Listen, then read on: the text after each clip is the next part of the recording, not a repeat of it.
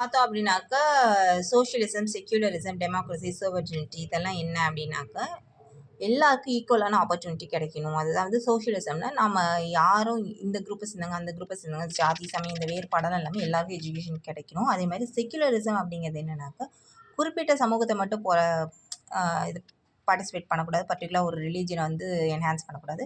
எல்லாருக்கும் ஈக்குவலான ஆப்பர்ச்சுனிட்டி குடுக்கணும். எஜுகேஷன் அப்படிங்கிறது என்னன்னா, மைனாரிட்டி இன்ஸ்டிடியூட் ரன் பண்ணாங்கன்னா, அவங்களுக்கும் வந்து ஃப்ரீ அண்டு ஃப்ரீ சலுகைகள்லாம் குடுக்கணும். அது மட்டும் இல்லாம அவங்கள வந்து லிபரலா விடணும். அவங்களோட எஜுகேஷன அதாவது மத்தவங்களுக்கு சொல்லிக் குடுக்கறதுக்கு.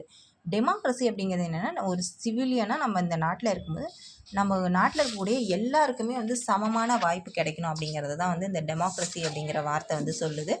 அடுத்து என்னன்னா, சோவர்ஜினிட்டி அப்படிங்கிறது என்னன்னாக்கா, இப்போ எஜுகேஷன் பாலிசி அண்ட் கரிக்குலம் இதெல்லாம் இருக்கு இல்லையா? இது எல்லாத்துக்கும் யார் பொறுப்பு? நம்ம இந்தியா தான் பொறுப்பு. இதில் வந்து வேறு யாரும் எக்ஸ்டர்னல் இன்ஃப்ளூயன்ஸ்லாம் வராமல் பார்த்துக்கிறது தான் இந்த சோவரிட்டி. நமக்குன்னு ஒரு தனித்துவம், நமக்கான ஓன் சிலபஸ், நம்ம நாடுனா நமக்குன்னு ஒரு ஆர்மி, நமக்குன்னு ஒரு தனி இது இருக்கு இல்லையா? அந்த மாதிரி நம்ம எஜுகேஷன் பாலிசியில் மற்றவங்களோட இன்டர்ஃபியர் இல்லாமல் நமக்குன்னு தனித்துவத்தை மெயின்டைன் பண்ணுறது.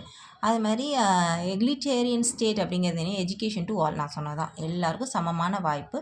Cost, religion, gender, socio economic status இதெல்லாம் பார்க்காம அனைவருக்கும் சமமான கல்வி அப்படிங்கிறத என்ஷூர் பண்ணணும். இதுக்கப்புறம் வரப்போகிறது எல்லாமே எஜுகேஷன் பாலிசி அதாவது திட்டங்கள், ஸ்டேட் அண்ட் சென்ட்ரல் கவர்மெண்ட் திட்டங்கள் தான் பார்க்க போகிறோம்.